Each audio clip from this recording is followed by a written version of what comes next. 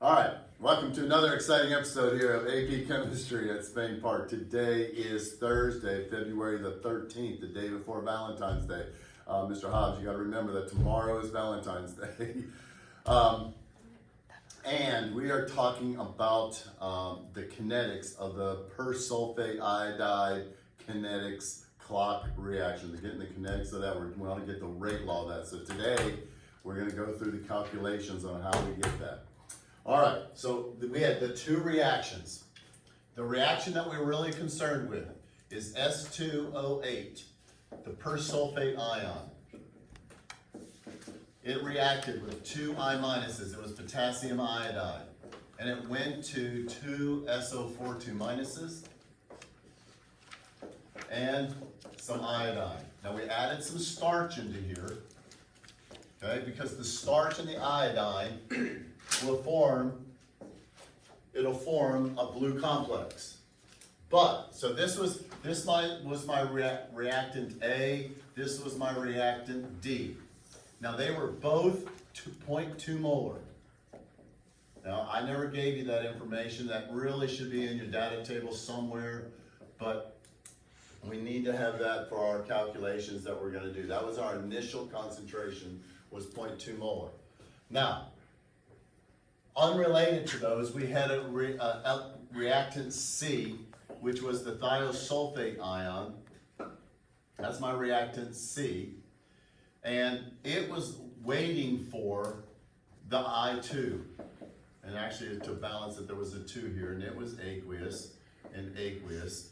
And it went to S4O6, 2 minus. And then it took the iodine back to 2I minus. And this reaction is very fast, and this one was slow. Okay? Now,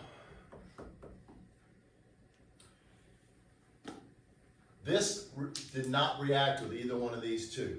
Where did this iodine come from? It's this iodine right here. Okay?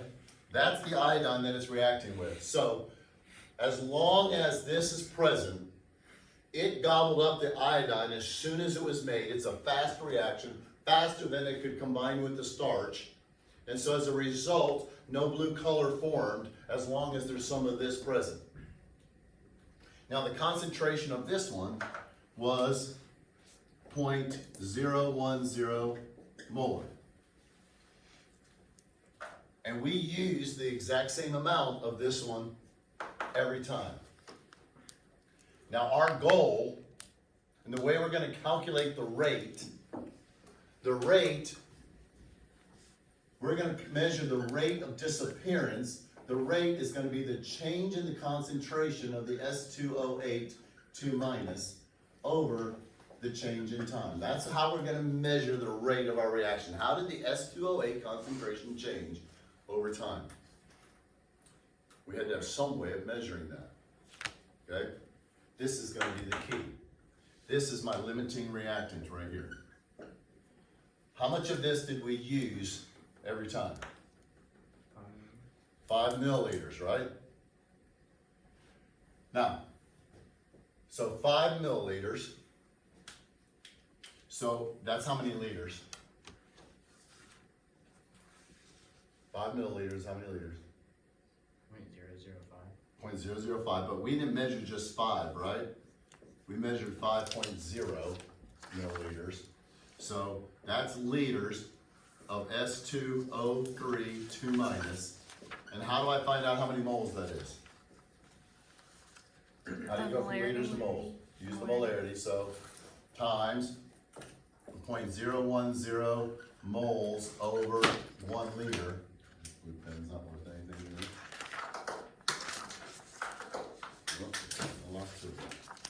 Okay, so that's going to give me how many moles of S2O3 reacted, right? It's going to come out to basically 0.0005, or I think I'm going to add in 2 more zeros here. Okay, but for every 2 of these that reacted, how many iodines reacted? It's a 1-to-2 ratio, right? So it's times 1 mole of I2 for every 2 moles of S2O3. And then for every 1 mole of iodine that reacted, how many moles of S2O8 disappeared? 1. Now we could have combined this, but this is just for clarification. For every 1 mole of iodine.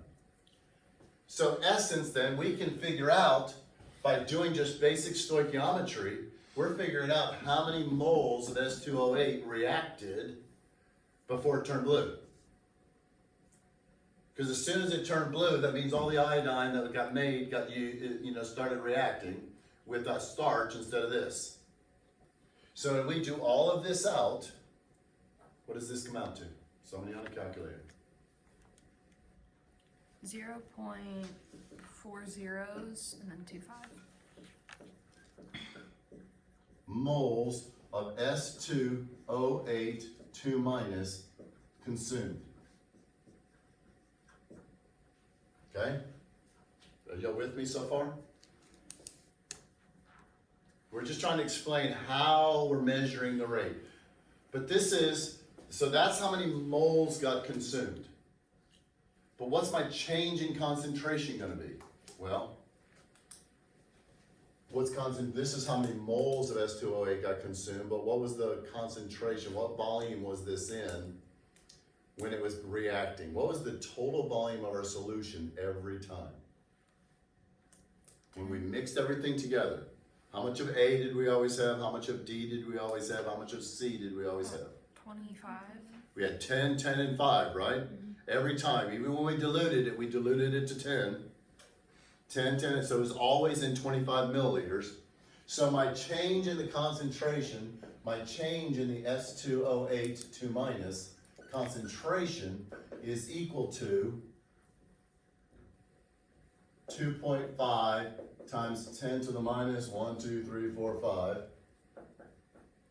Okay, divided by 0.0250 liters, and that's going to equal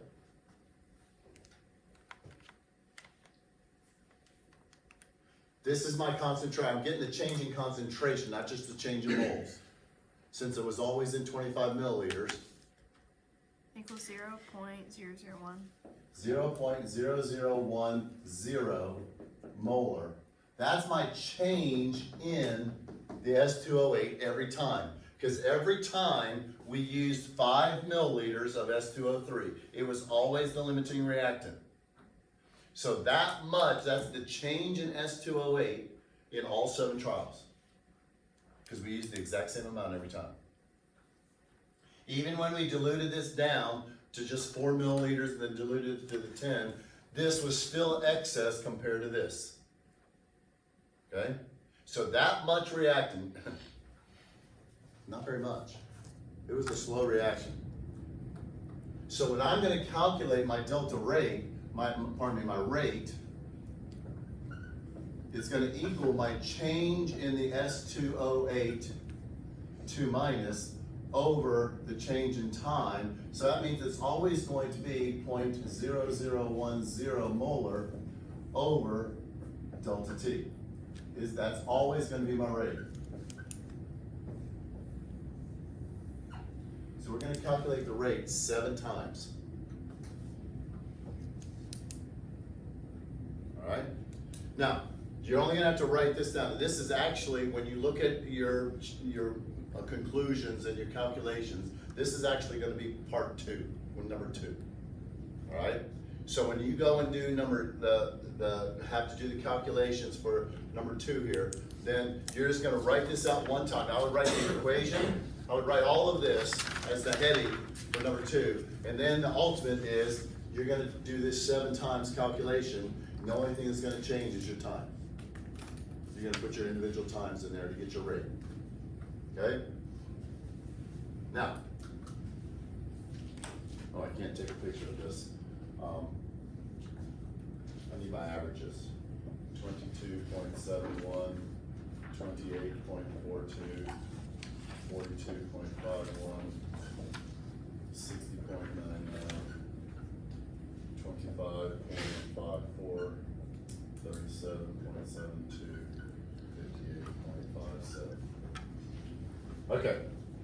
Now, let's talk about what we have to do for calculation number 1.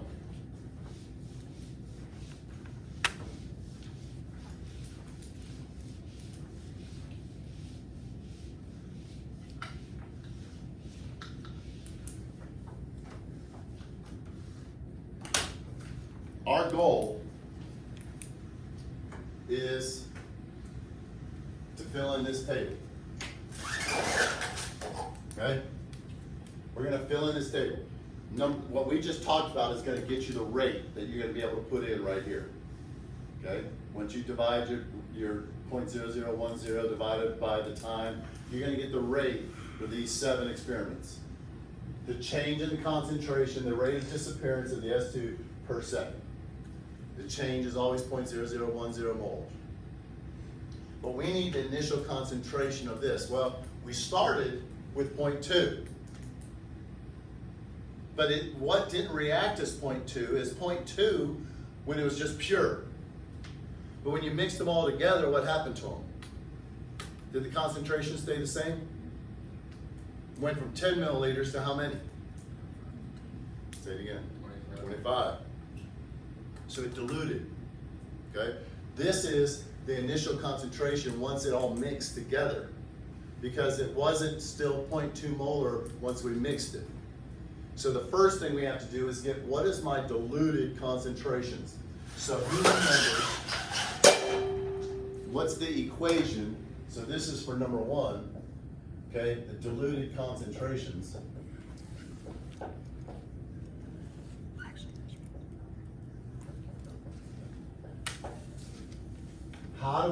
What's the equation to find the concentration of a diluted substance? Is it like the M's, MC, and VC? Help her out. MC, BC is equal to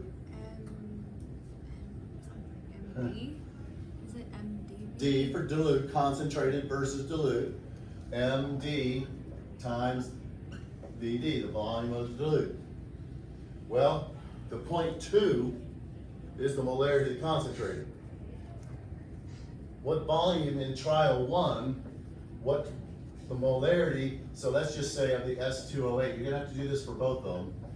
So in trial 1, actually, in trials 1 through 4, okay? Trial 1 through 4, the S208, okay, what was the molarity? It was always starting at the concentrated was 0.2. And in 1 through 4, what volume of A did we use every time? 10 milliliters. And it was 10.0 or 10.00, whatever your data is equal to. Make sure I get it back. I couldn't find the battery for it. Really? Well, I guess Amber. Amber's got one. Okay. Which one is It's this? that one. Thanks. Okay. I guess it worked. All right, so what are we looking for? The molarity of the dilute. Molarity of the dilute. And what was the final volume always? 25 milliliters. Now look. Okay, that's the equation, but notice it's gonna be 10/25 as concentrated as it was before. Okay? Now, when I go to trial 5 though, trial 5 is still 0.2 molar. What volume did I use in trial 5 of A, of S208? 80? I only used 8 milliliters, right? But it's still gonna be molarity of the dilute, and we're still gonna go to 25 milliliters. So then, in trial 6, what did you use? 6, and then trial 7, you used 4. Okay? So you only have to do it, you have to do that, get those, show that, but then for the I minus, it's pretty much just reversed. In trial 1, 5, 6, and 7, you used 10 milliliters. And then in trial 2, you used 8, trial 3, you used 6, and trial 4, you used 4. So you just got to go through and show those calculations first. Okay, get your diluted concentrations, showing your work on how you got them. Now, you don't have to show this 4 times, just do 1 through 4, because it's gonna be the same. And then 5, 6, and 7, and then do the same thing for the iodine, I minus, label it. Get your diluted concentrations. Then, you come and do this, and when you go through and do this one, you write all of this out at the heading. And then the net result is you just then do this 7 times. So then you have the information to fill in the table for number 3. And that's where I want us to get to right now, is just to get to that table to be filled in. And then at the end of the period, we'll talk about then how to fill that in. Okay? All right, so you guys work on that. And then I'll come around any individual questions and we'll go from there. All right? So let's go ahead and pause it, or go ahead and stop it.